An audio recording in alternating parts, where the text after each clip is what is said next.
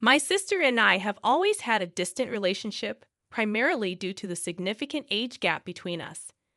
Our parents, too, treated us differently from the very beginning. Before my sister was born, our family faced a challenging period when my dad lost his job. Forced to rent out our house and move into a smaller place, we had to make numerous adjustments with limited resources.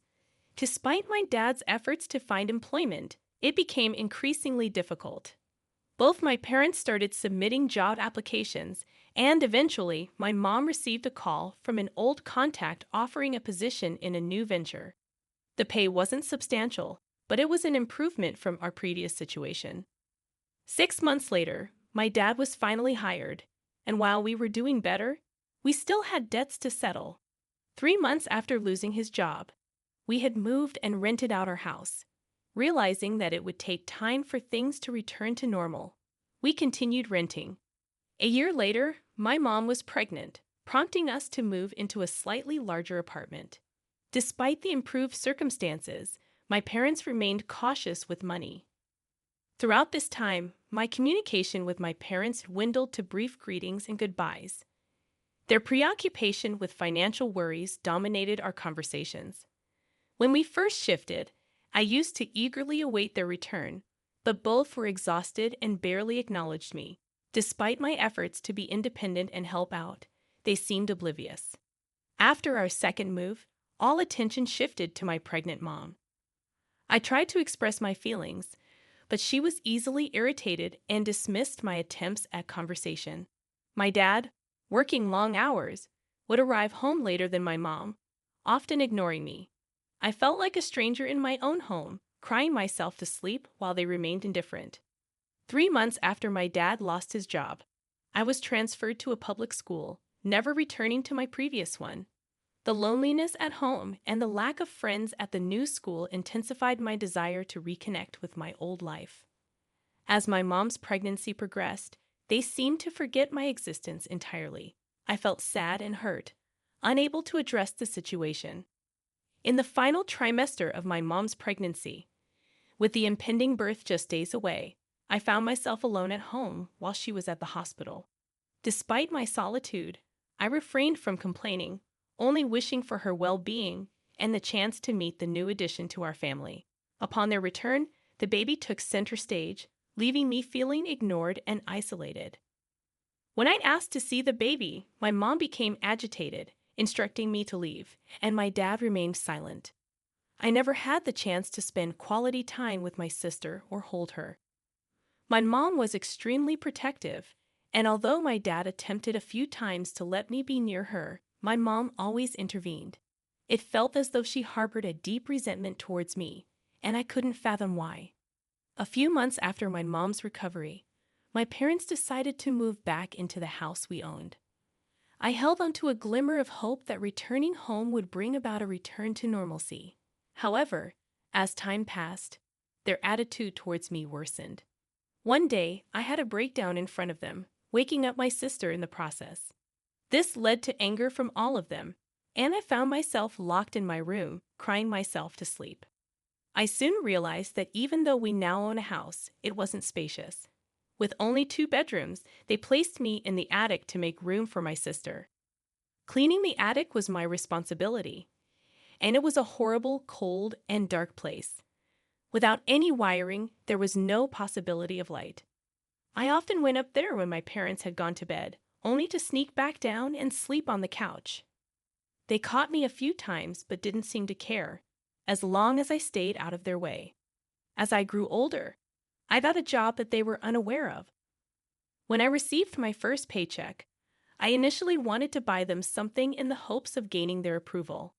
However, I talked myself out of it, collecting the money without spending it on myself either.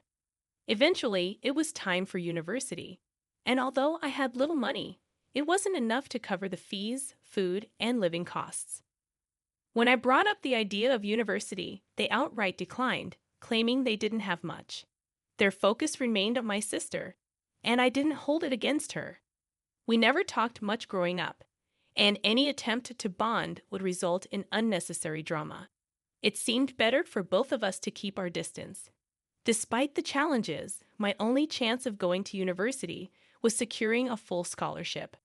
I applied for numerous scholarships using a neighbor's laptop, and fortunately, I managed to get into a good university. I couldn't secure a full scholarship, forcing me to cover my own living and food expenses for university, which was located 2 states away. Determined to make it work, I reached out to the kind cafe owner for a job. She was an older lady, sweet and experienced, having been at the cafe for quite some time. Upon moving, I realized my parents were indifferent to my absence. They wouldn't even notice if I hadn't informed them. The challenge of finding affordable housing seemed daunting given the high costs and required down payments. Seeking refuge, I approached the cafe owner, explaining my situation. She empathized with my predicament and offered a room upstairs, deducting the cost from my paycheck. Grateful for a roof over my head, I took on additional jobs in my free time. The cafe owner, expressing genuine concern for me, surprised me with her kindness. Slowly, I settled into my new life, successfully navigating university and securing a position through pre-placements. With the prospect of a stable job, I purchased expensive clothes for the first time, realizing my worn-out hoodie wouldn't suit the professional image I needed. The first person I shared my success with was the cafe owner, who had been a pillar of support when I needed it the most. She rejoiced with me, hugging and kissing me while expressing pride in my accomplishments. I felt a deep connection with her. She had become like family, and I genuinely loved her. After graduating, I needed to find a place closer to my job, and the cafe owner accompanied me to help make the decision. Even after settling in, I maintained a close relationship with her, visiting once or twice a month and keeping regular contact. Despite my efforts, my attempts to reach out to my parents were met with silence. They never answered my calls, and when my sister occasionally picked up, the conversations felt awkward. During my time at work, I made friends who, despite my introverted nature, made an effort to include me.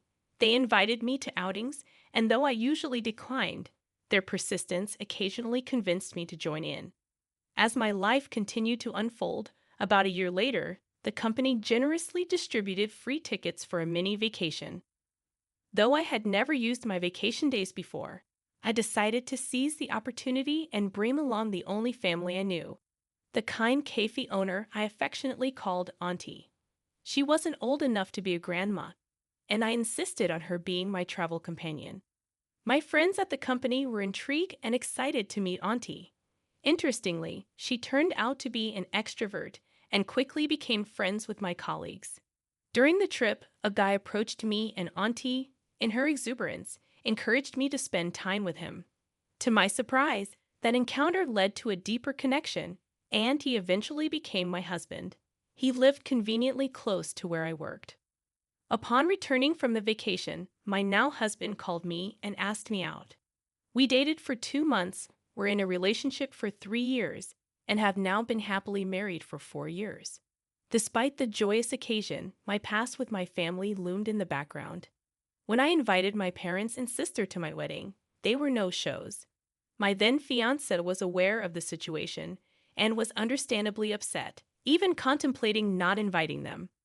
A year or 2 later, my sister got married, and I was not on the guest list. I saw pictures online and congratulated her, understanding that her lavish wedding was likely funded by our parents.